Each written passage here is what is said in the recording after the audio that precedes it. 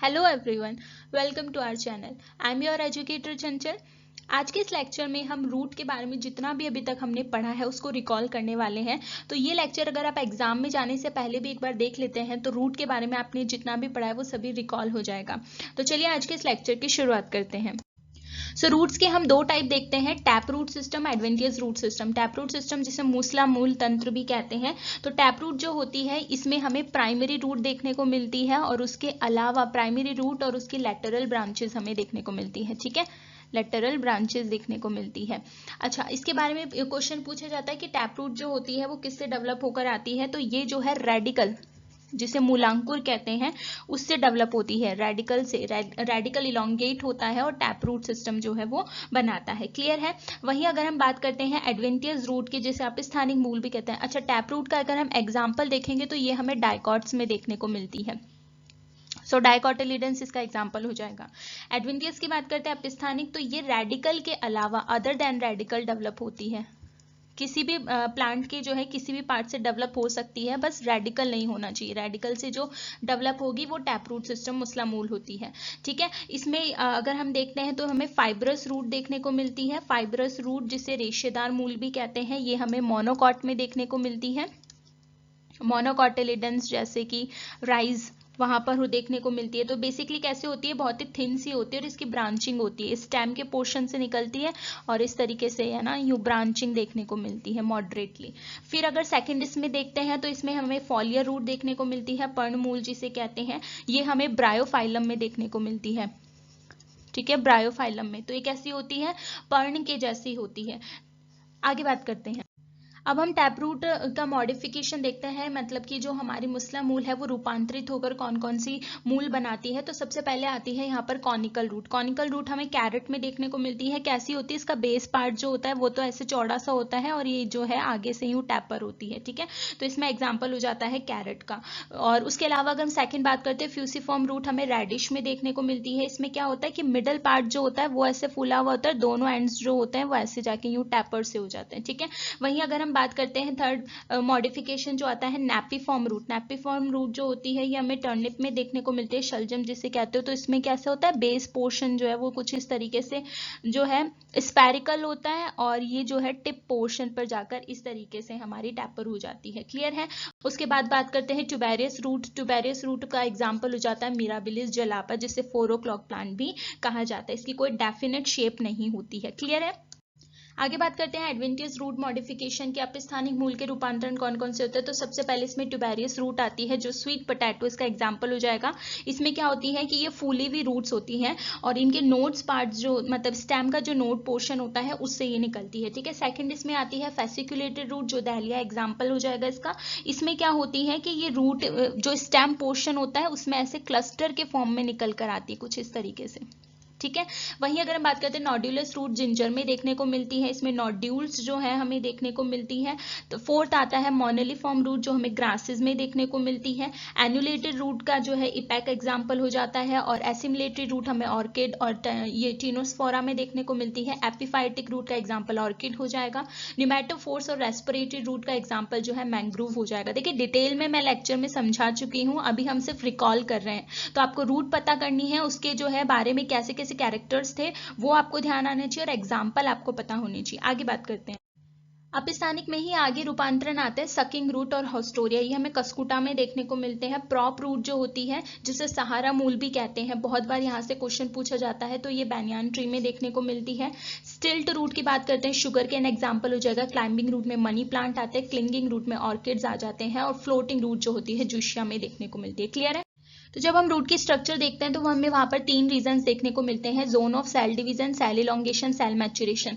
ये जो cell division का जोन होता है यहाँ पर सेल जो है डिवाइड करती हैं और इलोंगेशन का जो जोन होता है वहां पर सेल इलोंगेट करती है, उनका दीर्घीकरण देखने को मिलता है, उनकी साइज जो होती है वो बढ़ती है। और उसके अलावा आता है cell of zone of cell maturation. ये वो पोर्शन होता है जहां से हमें रूट हेयर देखने को मिलते हैं। ठीक है। सबसे पहले अगर हम बात करते हैं स्ट्रक्चर में, तो रूट कैप हमें देखने को मिलता है। रूट कैप जो होता है वो टर्मिनल पोजीशन पर होता है। ठीक है, टर्मिनल पोजीशन पर सबसे आगे की तरफ आपको क्या देखने को मिलता है, रूट कैप देखने को मिलता है। इसकी जो सेल्स होती हैं वो क्या करती हैं, जैसे जैसे आप रूट जो टिप पोर्शन होता है इसकी डिस्टेंस पे आगे जाते जाते हो, वैसे वैसे क्या होता है कि इनका डिफ्रेंशिएशन बढ़ता जाता है। ठीक है, अगर मैं बात करती हूँ, क्योंकि ये जो है टिप पोर्शन पर होता है, तो इसकी आउटर कवरिंग जो होती है म्यूसेलिजिनस वाली देखने को मिलती है, जिसकी वजह से क्या होता है, जब ये सॉइल में पेनिट्रेट करती है रूट, तो फ्रिक्शन जो होता है उसको रिड्यूस करती है। ठीक है, अच्छा क्वेश्चन यहाँ से पूछा जाता है कि अगर आप रूट कैप को हटा देते हो तो क्या होता है। तो देखो, रूट कैप को हटा देते हैं तो ऐसा तो है नहीं कि रूट की ग्रोथ जो है रुक जाती है। ऐसा क्यों है, क्योंकि रूट कैप की जो सेल्स होती हैं वो डिवाइड करके आगे ग्रोथ नहीं करती हैं। मेरिस्टेमेटिक सेल रैम पोर्शन पे प्रेजेंट होती है, जो इसके बाद प्रेजेंट होता है। ठीक है, तो अगर आप रूट कैप को हटा देते हो तो रूट की ग्रोथ जो है वो तो कंटिन्यू रहती है, रूट हमारी वृद्धि करती रहती है, लेकिन जो ग्रेविटी के प्रति उसका स्टिमुलस होता है वो वहां पर हट जाता है। क्लियर है। और जैसे ही अगर आप रूट कैप को हटाते हो तो हमारे इसके पीछे एक क्वेश्चन सेंटर होता है, शांत क्षेत्र होता है, तो उसकी सेल्स वहां पर डिवाइड करती हैं और वापस से एक नया रूट वहां पर रूट कैप बना दिया जाता है। ठीक है, तो इस तरीके से क्या करती है, रूट को प्रोटेक्ट करने का काम करती है। ऑल्सो रूट कैप को जो है कैलेप्ट्रा भी कहा जाता है। यहाँ से भी क्वेश्चन बहुत बार पूछा जाता है, तो कैलेप्ट्रा इसको कहा जाता है। अच्छा, अगर मैं बात करती हूँ एक्वाटिक प्लांट्स की, जो फ्लोटिंग एक्वाटिक प्लांट्स होते हैं वहां पर रूट कैप की जरूरत नहीं होती, वहां पर इसकी जगह क्या प्रेजेंट होती है, रूट पॉकेट्स होती हैं। क्लियर है। उसके बाद में रूट कैप के बाद में सब टर्मिनल पोजीशन पर हमें देखने को मिलता है रूट एपिकल मेरिस्टेम। ठीक है, सब टर्मिनल पोजीशन पर होता है, ये वो पोर्शन होता है जहां पर सेल डिवाइड करती है और रूट की ग्रोथ जो है हमें देखने को मिलती है। क्लियर है। अच्छा, रूट एपिकल मेरिस्टेम के केस में एक जो है इंटरेस्टिंग फीचर हमें देखने को मिलता है कि ये बाइपोलर नेचर की होती है, यानी कि दोनों ही एक्सिस में जो है इसका ग्रोथ हमें देखने को मिलती है। उसके अलावा हमें क्वेश्चन सेंटर देखने को मिलता है, जिसे शांत क्षेत्र भी कहा जाता है। तो ये वो होता है, यहाँ की सेल्स क्या होती है, नॉर्मली जो है डिवाइड नहीं करती है। जब भी सेल को जरूरत होती, मतलब जब भी रूट को जरूरत होती है, तब यहाँ की सेल्स जो होती हैं वो डिवाइड करती हैं और उस पार्ट को बना देती है। ठीक है, नॉर्मली यहाँ पर जो है डिवीजन नहीं होता, इसीलिए इसको शांत क्षेत्र भी कहा जाता है। क्लियर। अब अगर हम रूट की प्राइमरी स्ट्रक्चर देखें तो सबसे आउटर लेयर जो होती है वो एपिडर्मिस होती है। ठीक है, एपिडर्मिस जो होती है सिंगल लेयर के फॉर्म में हमें देखने को मिलती है, और रूट के केस में अगर हम देख रहे हैं तो इस पर क्यूटीन की लेयर हमें देखने को नहीं मिलेगी। क्लियर है। तो वैसे तो क्या होता है कि ये है ना सिंगल लेयर में ही होती है, लेकिन कई बार क्या होती है ये मल्टी लेयर के फॉर्म में भी होती है, जिसे वेलमेन कहा जाता है। ये हमें एरियल रूट्स में देखने को मिलती है ऑर्किड्स की, और उसके अलावा कुछ एपिफाइटिक्स जो होते हैं वहां पर देखने को मिलती है। वेलमेन से क्वेश्चन बहुत बार पूछा जाता है। ठीक है, तो ये क्या है, मल्टीसेरिएट एपिडर्मिस होता है, और हमें कुछ ऑर्किड्स की एरियल रूट्स और एपिफाइट्स में देखने को मिलता है। ठीक है, इसमें जो सेल्स होती हैं वो नॉन लिविंग सेल्स होती हैं, जिनमें सेकेंडरी वॉल थिकनिंग भी होती है। इसका फंक्शन क्या होता है, तो ये जो होता है वेलेमेन, ये अब्जॉर्टिव टिश्यू की तरह काम करता है, अवशोषण करता है। तो क्या होता है, अगर ड्राई सीजन होता है तो इसकी सेल्स एयर से भरी हुई होती है, और अगर रेनी सीजन होता है तो वाटर से फिलअप होती है। इसी में ही एक न्यूमेटोड्स भी हमें देखने को मिलते हैं। न्यूमेटोड्स जो होते हैं, अगर ये वेलामिन की सेल्स जो होती हैं उनमें क्या होता है, इस डेंस स्पाइरल थिकनिंग्स हो जाती हैं, तो वो न्यूमेटोड्स बनाते हैं। ठीक है, और इसका फंक्शन क्या होता है, इसका फंक्शन होता है गैस के एक्सचेंज में, गैसियस एक्सचेंज में देखने को मिलता है। क्लियर है। उसके अलावा अगर हम बात करते हैं रूट हेयर हमारे पास आते हैं, तो रूट हेयर जो होते हैं ये क्या होते हैं, वैसे तो मोस्टली सब में देखने को मिलते हैं, बट एक्सेप्शंस यहाँ पर हो जाते हैं। जो एरियल रूट्स होती हैं और एक्वाटिक प्लांट्स होते हैं वहां पर हमें रूट हेयर देखने को नहीं मिलते हैं। रूट हेयर का इनिशिएशन किससे होता है, ये क्वेश्चन पूछा जाता है। तो जो मैच्योरेशन रीजन होता है, रीजन ऑफ मैच्योरेशन, वहां से रूट हेयर्स जो है वो निकल कर आते हैं। अच्छा, कौन सी एपिडर्मल सेल्स होती हैं जो रूट हेयर बनाती है, तो इन्हें कहा जाता है ट्राइकोब्लास्ट। ट्राइकोब्लास्ट होती हैं जो कि आगे जाकर क्या बनाती हैं, रूट हेयर को बनाती है। क्लियर है। अच्छा, इनका फंक्शन क्या होता है रूट हेयर का, तो इनका फंक्शन होता है कि ये वाटर और मिनरल्स का क्या करती है, उनको इफेक्टिवली जो है रूट में अंदर लेती है। ठीक है, तो ये अब एक का फंक्शन इनका हो जाता है। अब एपिडर्मिस से नीचे की तरफ जब हम आते हैं तो कॉर्टेक्स पोर्शन आता है। कॉर्टेक्स जो होती है वही thin walled isodiametric parenchymatous sales होती हैं, जिसमें इंट्रासेल्युलर स्पेस होते हैं। ठीक है, ये क्या करती हैं, वाटर जो स्टार्च होता है उसको स्टोर करके रखती है। हालांकि इसके पास क्लोरोप्लास्ट नहीं है, लेकिन फिर भी उसको स्टोर करके रखती है। ठीक है, इरेगुलरली ये अरेंज्ड होती है।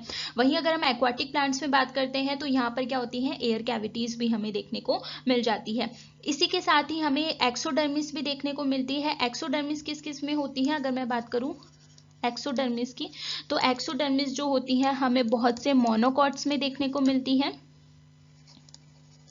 उसके अलावा जो है जिम्नोस्पर्म्स जो होते हैं उनमें भी हमें देखने को मिलती है, और कुछ डाइकॉट्स होते हैं जिनमें भी हमें देखने को मिल जाती है। ठीक, उसके बाद में हम बात करते हैं, अच्छा इसका फिर एक्सोडर्मिस का फंक्शन क्या हो जाता है? इसका फंक्शन होता है ये प्रोटेक्टिव टिश्यू की तरह काम करती है। ठीक है, सब एपिडर्मल लेयर होती है कॉर्टेक्स पोर्शन में।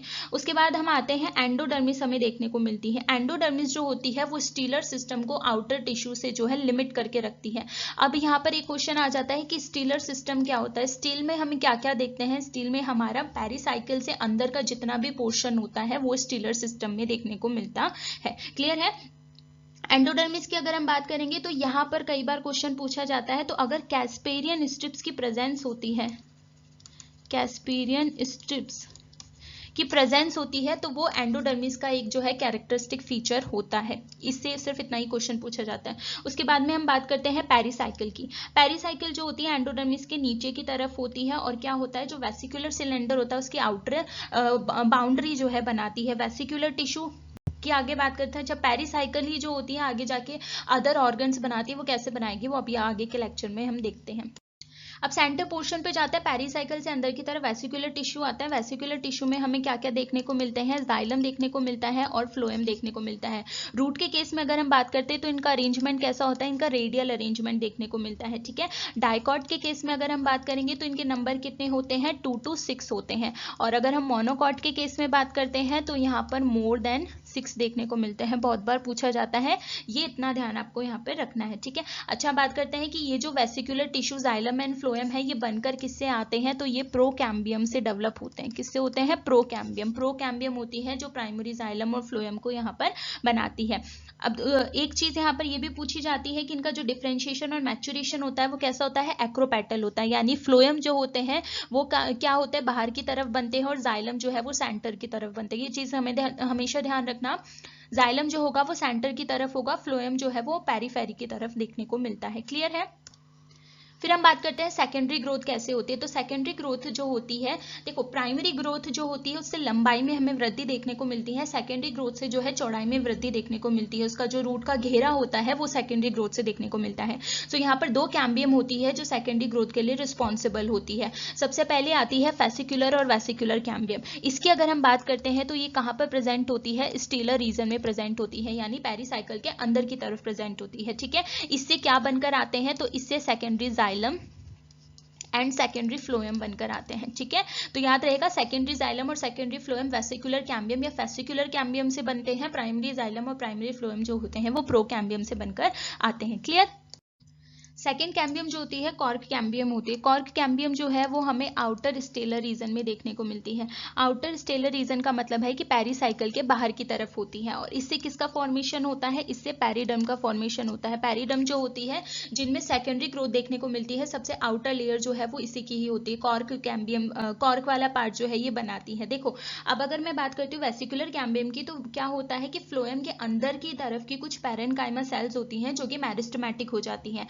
मेरिस्टेमेटिक होकर वो क्या बनाती है? क्रिसेंट शेप्ड स्ट्रिप्स बनाती है कैम्बियम की, जिसकी वजह से क्या होता है कि सेंटर की तरफ तो क्या बनकर आता है? सेंटर की तरफ हमें सेकेंडरी जाइलम देखने को मिलता है, और पेरीफेरी की तरफ क्या होता है? पेरीफेरी की तरफ हमें सेकेंडरी फ्लोएम देखने को मिलता है उस कैम्बियम से। क्लियर है? अगर मैं कॉर्क कैम्बियम की बात करती हूँ तो जो वुडी रूट्स होती हैं, वुडी रूट्स में क्या होता है कि देखो अगर मैं हर्बिशियस की बात करती हूँ तो वहां पर तो सेकेंडरी ग्रोथ बहुत कम देखने को मिलती है, तो उसकी वजह से क्या होता है कि जो स्टील सिस्टम हमारा प्राइमरी वाला है वो बना रहता है। लेकिन अगर हम बात करते हैं वुडी रूट्स की तो उनमें बहुत ज्यादा सेकेंडरी ग्रोथ देखने को मिलती है, जिसकी वजह से क्या होता है, अब जाहिर सी बात है जितना भी पेरीफेरी से बाहर का रीजन होगा, अगर पेरीफेरी के अंदर की तरफ की चीजें ग्रो कर रही होंगी तो उन पर एक प्रेशर क्रिएट होगा, और वो क्या हो जाएंगे? वो वहां पर डिस्ट्रॉय होने लग जाते हैं। ठीक है, और उसकी वजह से क्या होता है कि जो अभी तक एपिडर्मिस आउटर लेयर थी, अब कौन सी लेयर आउटर बन जाती है? पेरिडर्म बन जाती है, जो कि प्रोटेक्टिव फंक्शन वहां पर करने लगती है। सो इस केस में क्या होता है कि जो हमारी पेरिसाइकिल होती है, पेरिसाइकिल की आउटर लेयर्स जो होती हैं वो क्या बनाती हैं, यहाँ पर फैलोजन बनाती हैं। क्या बनाती है? फैलोजन बनाती है। अब ये फैलोजन जो होती है ये अपने आउटर साइड पर क्या बनाती है? फैलम बनाती है। फैलम बनाती है या फिर कॉर्क बनाती है, जिसे हम छाल भी कहते हैं। वृक्ष की छाल देखी होगी आपने। और अगर हम इनर साइड पर बात करते हैं तो इनर साइड पर ये क्या बनाती है? इनर साइड पर ये फैलोडर्म बनाती है। क्या बनाती है? फैलोडर्म बनाती है, या फिर इसे सेकेंडरी कॉर्टेक्स भी कहा जाता है। क्लियर है यहाँ तक? सो प्राइमरी स्ट्रक्चर हमने देख ली, सेकेंडरी स्ट्रक्चर हमने देख ली। अब हम लैटरल रूट की बात करते हैं, यानी कि पार्श्वमूल की बात करते हैं। तो ये किस रीजन से निकलती है? तो ये निकलती है रीजन ऑफ मैच्योरेशन। देखो, रीजन ऑफ मैच्योरेशन से दो चीजें निकल रही हैं, एक तो लैटरल रूट और दूसरी क्या डेवलप होते हैं? रूट हेयर डेवलप होते हैं। ध्यान रखना, क्वेश्चन पूछे जाते हैं।